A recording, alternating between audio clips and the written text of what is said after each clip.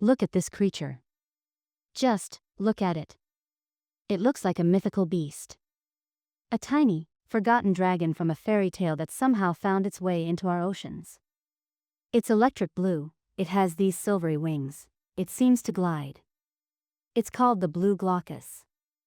But you might know it as the blue dragon, the sea swallow, or the blue angel. And that's the first trick it plays on us. The angelic name. The breathtaking beauty. Because what I'm about to tell you is the story of one of the ocean's most stunning, perfectly adapted, and frankly, hardcore predators. This is not a delicate angel. This is a dragon. And over the next few minutes, we're going to dive deep into its upside-down world, uncover how it weaponizes the most painful sting in the sea, and explore why this inch-long slug is one of the toughest creatures on the planet. Stick around. This story is wild. Let's start with the basics.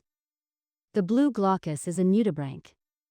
Fancy word for a sea slug. But forget everything you think you know about slugs. This isn't some boring, brown garden pest.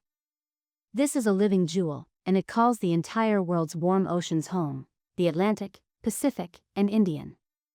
Now, its size is the first shock. You're looking at a fully grown adult. 3 centimeters. 1.2 inches. It could sit comfortably on your thumbnail. But in that tiny body is an encyclopedia of evolutionary genius. And its lifestyle? It's utterly bizarre. The Blue Glaucus spends its entire life upside down. Yes, you heard that right. It floats on the surface tension of the ocean, like a living paper boat. And to stay afloat, it does something ingenious. It swallows an air bubble. It keeps that bubble in its stomach, using it as a personal flotation device.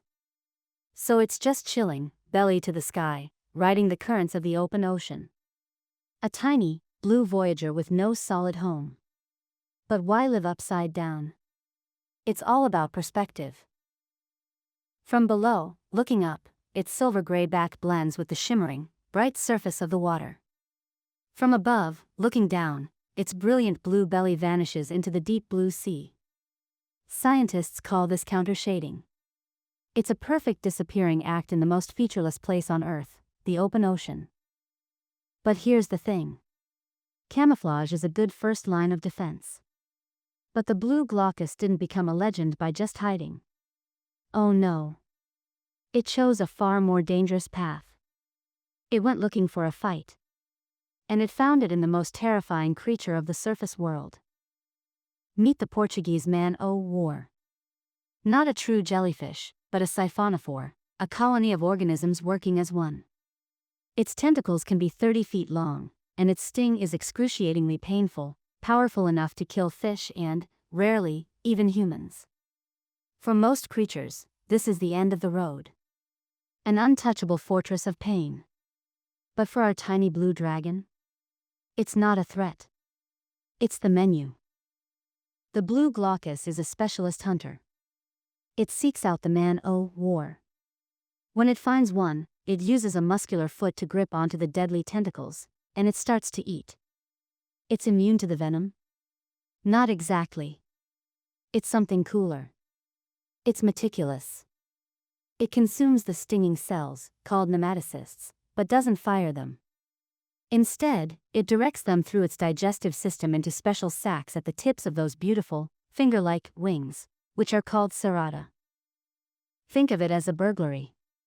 The Blue Glaucus breaks into the Man O War's venom armory, steals the most powerful weapons, and then stores them at its own fingertips. And here's the kicker, it concentrates them. The sting in its serrata can be even more potent than the Man O War's own sting.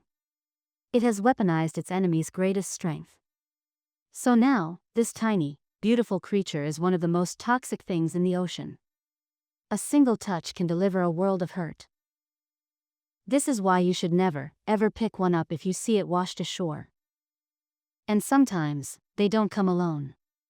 When the winds and currents are right, hundreds or even thousands of them can gather at the surface. Scientists call this a blue fleet. It sounds magical, right? A fleet of little blue angels floating by. But for swimmers, a blue fleet is a serious hazard.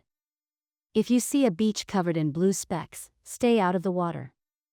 You're not looking at a beautiful phenomenon, you're looking at a floating minefield of concentrated venom. This beautiful creature commands immense respect. So, we have a venomous, upside-down, floating dragon. How does it find love in the big, blue open? The answer is as strange as everything else about it. Every single Blue Glaucus is born with both male and female reproductive organs. They are simultaneous hermaphrodites. In the vast emptiness of the open ocean, when you're an inch long and you finally bump into a member of your own species, you don't want complications. This way, any encounter can be a successful mating encounter. When two mate, they exchange sperm.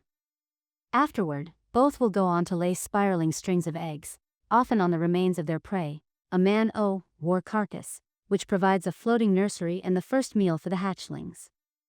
It's a brutal, efficient cycle. From those eggs, tiny larvae hatch, ready to start their own upside-down, venom-stealing lives.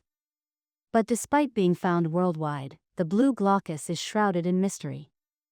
Its population is unknown. How long do they live? We're not entirely sure. Its conservation status is data deficient. They are incredibly hard to study. And this leads us to the biggest question of all. What does the future hold for the blue dragon? Its greatest threat might be the very thing it relies on, the surface. It lives on the ocean's skin, the boundary between air and sea. This is where microplastics accumulate. This is where temperature changes are most acute. This is where pollution sits. A creature that feeds on venomous jellyfish might seem tough, but it is exquisitely tuned to a specific, fragile way of life. Changes in prey distribution, ocean acidity, and the omnipresence of plastics pose silent threats we are only beginning to understand. Furthermore, their beauty is a curse.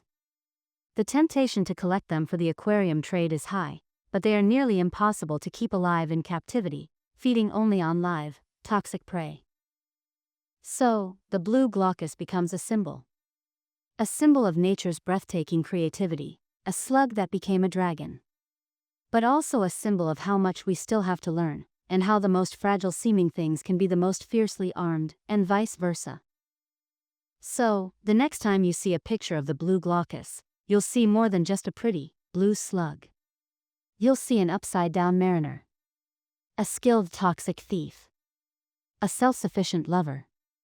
A tiny, six-legged dragon riding the roof of the world.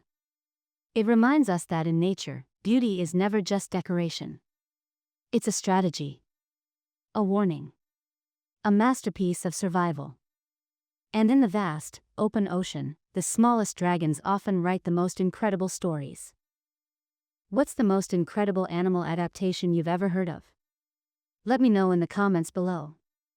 If you want to fall down more rabbit holes about the ocean's hidden wonders, hit subscribe and ring that bell. Thanks for watching. See you in the next one.